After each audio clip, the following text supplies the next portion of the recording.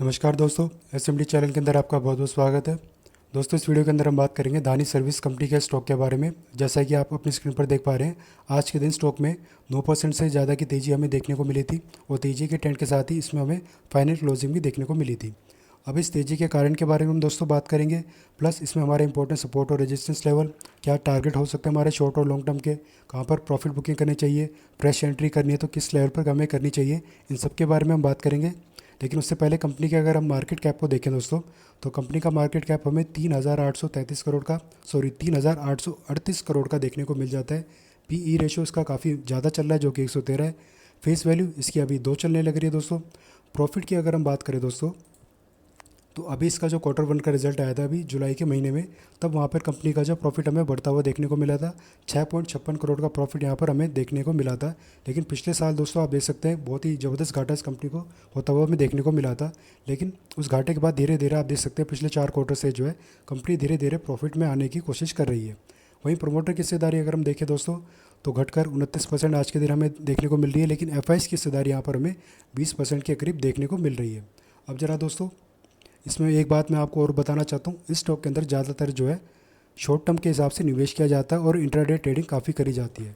तो उसी हिसाब से दोस्तों हम अपने लेवल्स के बारे में भी यहाँ पर बात करेंगे। जैसे कि आप देख पा रहे हैं अपने स्क्रीन पर जो चार्ट है इसका, नीचे में हमारे सपोर्ट कहाँ पर है, ब्लू लाइन हमारे सपोर्ट का काम कर रही है, जो कि है 59 से लेकर 52। फिलहाल के लिए दोस्तों ये हमारे इंपॉर्टेंट सपोर्ट लेवल है, या फिर आप कह सकते हैं एक छोटी सी डिमांड रेंज है, जो कि फिलहाल के लिए बहुत मजबूत हमें देखने को मिल रही है। ऊपर में रेजिस्टेंस 74 से लेकर 81, जो कि हमारा सेलिंग जोन, जिसको आप प्रॉफिट बुकिंग जोन भी कह सकते हैं दोस्तों। ये दोनों ही रेंज हमारे काफ़ी इंपॉर्टेंट है फिलहाल के लिए।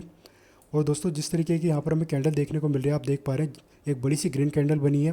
तो यानी कि किसी हैज फंड के थ्रू या फिर किसी प्राइवेट फर्म या फिर किसी बिग मनी के थ्रू कुछ ना कुछ यहाँ पर एक हल्की सी इन्वेस्टमेंट करी गई है, जिसके चलते दोस्तों आप देख सकते हैं बड़ी सी ग्रीन कैंडल हमें देखने को मिली है।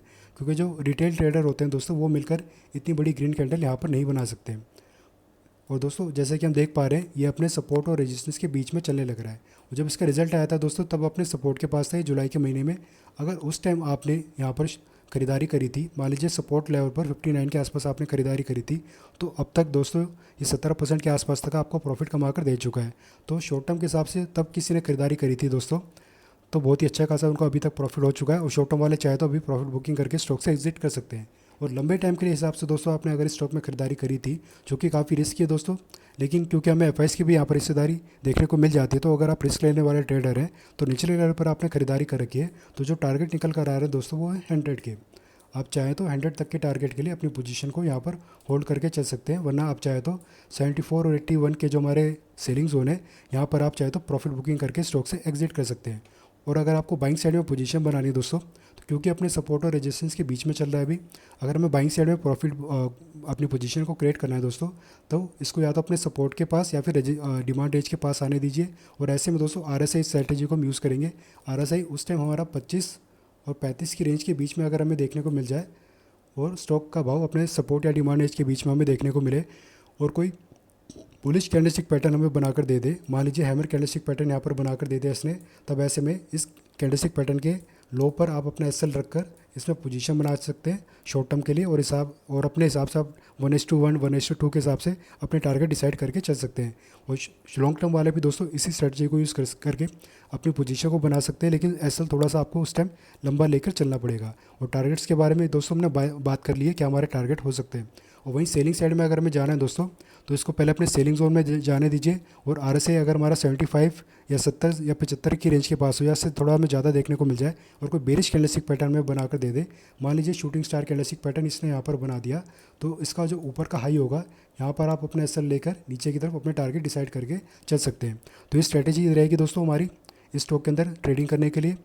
और अगर आपको लॉन्ग टर्म के लिए मैंने जैसे कि बता दिया है। और इसके अलावा दोस्तों मैं आपको बताना चाहूँगा, जो तेज़ी का ट्रेंड हमें यहाँ पर देखने को मिल रहा है, वो तेज़ी के ट्रेंड का एक्चुअल में वजह क्या है दोस्तों। हाल ही में दोस्तों NCLT की तरफ से इनकी इस कंपनी ने जो डीमर्जर के लिए कुछ एप्लीकेशन डाली थी NCLT में, वहाँ पर NCLT की तरफ से इनको मंजूरी मिल चुकी है, जिसके चलते एक पॉजिटिव ट्रेंड इस स्टॉक में हमें अभी फ़िलहाल के लिए देखने को मिल रहा है।